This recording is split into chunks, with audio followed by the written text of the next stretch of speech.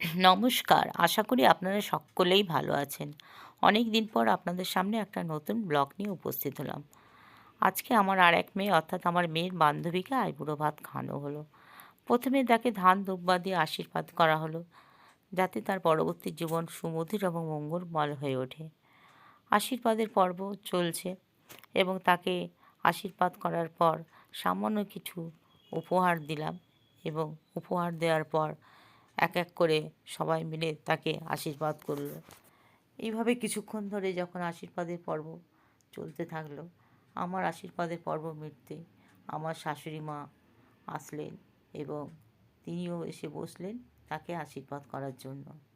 তিনি এসে তাকে আশীর্বাদ করলেন এবং বয়স্ক মানুষ তো উনি, ওনার আশীর্বাদেরও অনেক মূল্য আছে। এইভাবে আশীর্বাদের পর্ব যখন শেষ হয়ে গেল, তখন এবারে তার আইবুড়ো ভাতের পর্বের খাওয়া দাওয়ার পর্ব শুরু হলো।